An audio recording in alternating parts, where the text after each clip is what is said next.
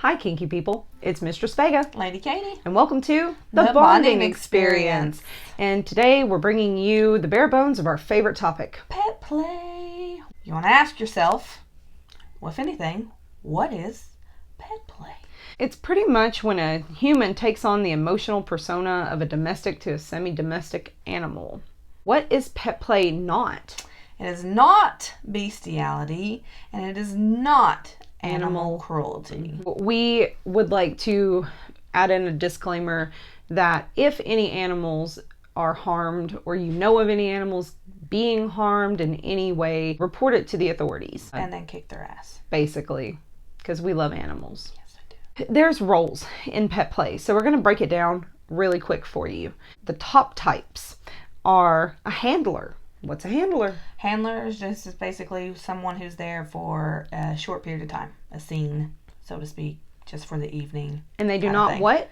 They do not own you. And then you have a trainer. That's more to teach obedience. It can be someone that owns you that's training you, but normally the distinguishing fact of a trainer is that sometimes they'll release you. Like they'll take you on to teach you something, and then they'll release you back out into the wild. And then there's an alpha.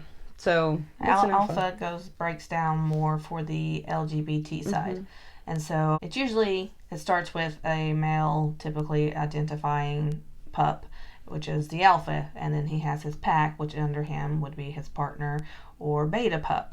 And then sometimes it even goes further into tertiary partner. Yeah, and then you have a breakdown under the beta pup of omega pup. And then you have an owner, and an owner rivals a mistress or master slave dynamic, but it has more personality to it because they kind of grow and develop with their pet. So an owner is a keeper. An owner and a pet dynamic, that's pretty much what I have with Astro. There's collars. Now there's play collars, but see, he's actually collared. There's steps to the actual collaring. So not every pet just automatically is collared. They can have play collars. Right. But if you have like other collars in other forms of play. Yeah. So. And then you got your bottoms. This is where you need to listen, because this is where you develop your persona. Yes, you get to determine what kind of animal you are, what type of animal, the age your animal is, because there are puppies and ponies and kittens, which obviously are... That brings in an element of age play. Yes, so it's more immature kind of juvenile. Yeah, the little aspect, but it's not little play, it's pet play. So they're more playful and fun and want you to be more coddling and caring to them as well. Think about it like an actual critter. It's an actual puppy or an actual kitten. You can also sissify, so you can bring in elements of gender play too.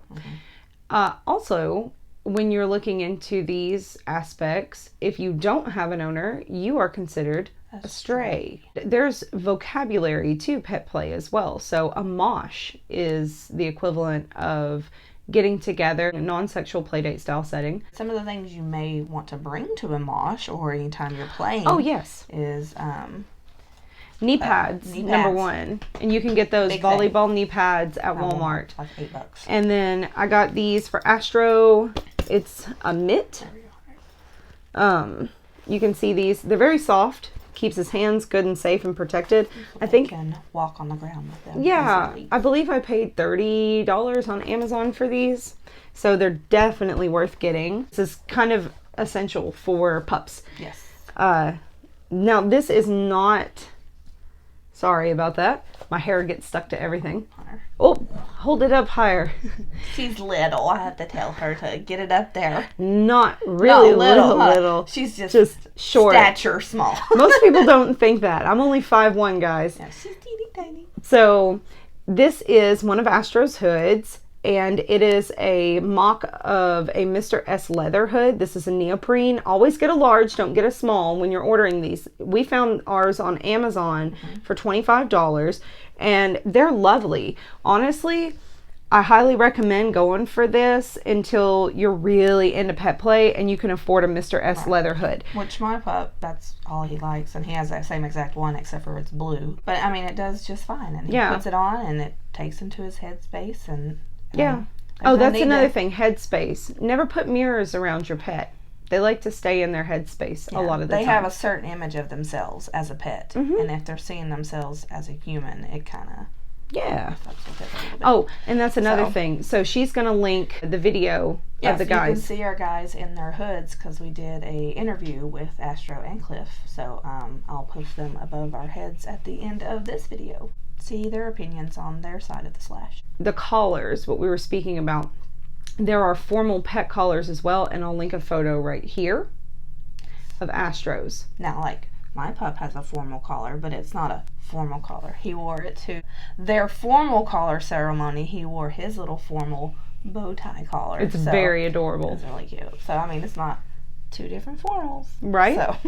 And in the bottom rolls, you can go into other secondary rolls, which are bunnies, which not rope bunnies, the petite girls that like being tied up. These are people that wear bunny plugs and ears and things and like to behave in an energetic or prey-like way. There's pigs. Oh, yes. There's the dirty little pigs who like to be humiliated and anally fisted. They like eat dirty ass that you've been working out all day and sloppy food. Yeah. Cows are for breeding. It's not so much, it's a pet play kind of thing, but it's not more playful. It's more about breeding. Yeah, and lactation. So they'll take pills for that. Foxes, feral. They're more feral. That's the word, yeah. And bratty, Astro. Yeah. Because Astro likes to be a fox. Yes, he does. Here is his fox tail. Isn't it adorable? Oh my goodness, I love it. Like all kinds of things. But this is actually probably the most popular for men, and then for kittens, it's women. But there are some female pups out there as well, just depending what your persona comes out as. You can ask yourself, how do you play? So, if you're a pup, you can do everything from dog toys, from Petco, and Walmart and stuff, and dog dishes. You can groom them. You can make them urinate outside. You can make them crate train, which you can find big enough crates and make them crate train. Astro has a crate that's extremely large that he gets locked up in. Now, think about the way that you treat your domestic animal or your companion animal. You don't want to necessarily scold them or strike them or do certain things, but see, because this is a human pet and this is role play, you get to exaggerate that. Like we said, obviously animal cruelty, any type of animal abuse, we are solidly against. No one that's into this will ever, they're actually like really big animal lovers and they really care about animals, and normally they all have like literal companion pets. Sometimes Cliff argues over who's the cutest pup, like my actual Violet or him, and I'm like, I don't know, dude. Violet's so cute, and Bonnie's cute too. So people won't know what we're talking about, but it's their actual companion biopets. So biological doggies. So, but that's another thing. You can go into roles. You can be a service or companion animal if you're a dog. You can be a show pony or a cart pony if you're a pony. You can do, the sky's the limit. You can get exams, you can to the vet and stuff like that. Like I've talked about, because she was a hairstylist, but now she's actually in the animal field again. Yes. I talked about Cliff went to her to get groomed, and so it was like I'm the groomer. It was like sending my pup to the groomers when he got his haircut, kind of thing.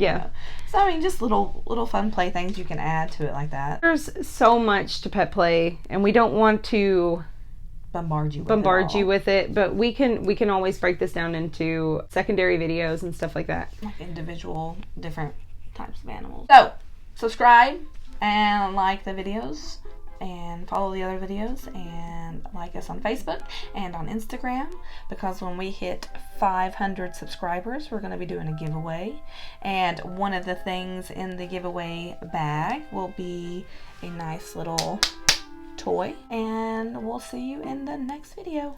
Bye!